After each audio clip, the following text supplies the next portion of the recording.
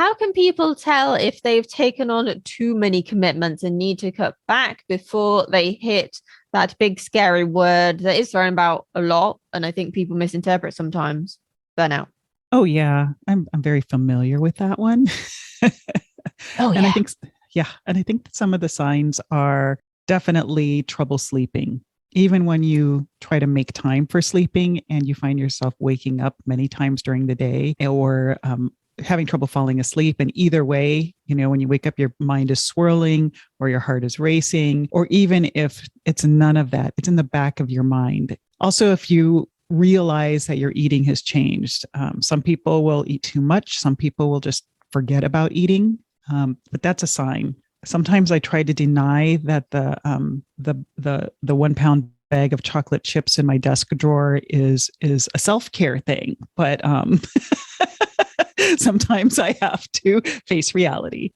And another big thing is really your mood. I mean, if you're a bitch 50% of the time normally, that's cool. But if you're a bitch 75% of the time and people around you are starting to be bitchy back at you, sometimes that's the wake up call, or they're just starting to avoid you, or, you just know this is not me, and it could be that whether either you're bitchy or you're just moody or you're just a big one is okay, switch. A big one is fatigue. You are just fatigued. So you don't have the energy to throw into your sparkly personality. You're just the thought of, washing the car it's going to take too much energy. The thought of I don't know, going across the room and taking a pizza out of the freezer is too much energy. The thought of talking to anybody, at least for me as an introvert, I don't want to make a phone call to order the pizza because that would require the energy of talking to somebody. That's a big sign when you just lack energy. So yeah, big signs of burnout. We did a whole episode, or episode 34, with Carrie Brzeski, right? That's, I believe, how you say her name, Nola. All on burnout. She's a burnout expert and came to talk about recognizing not only the signs, but steps that you could take to reduce the effects of burnout. A lot more common than people realize. And because it looks like other health issues, people often associate, they miss that they're on burnout and think that it's a physical illness when it's really something much more. Yeah, I think that's the problem. The term burnout is used a lot, but without any real understanding of what the definition is and how it can affect you and how you can't go from burnt out to 100% again like that. Like, it can take months to recover. It can take years to recover.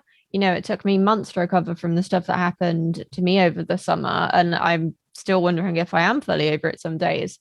And it is hard. And I've known some of my friends take years to recover from being burnt out over something. And no one likes to admit that, because I think particularly if you're the kind of person who's always striving, always trying to work towards the next thing, you feel like a failure if you can no longer work as fast as you used to be able to. And so it's a mindset shift to try and prevent the same thing from happening again, and to build yourself up more resilient and stronger mentally and physically, so that you don't end up going backwards, or it doesn't completely destroy you, because it can sometimes. Yeah, some people think, oh, I really need a vacation. They probably really do. But sometimes the vacation can just add to that burnout. Or it's just like you said, it's not long enough. I was going through a period of burnout when I decided to take my husband on his first cruise. And the thing is, he was loving it, and he was he was just absolutely loving it. Me, I just wanted to sleep. He's like, you're missing this beautiful, gorgeous sunrise on the water. And normally I would have just loved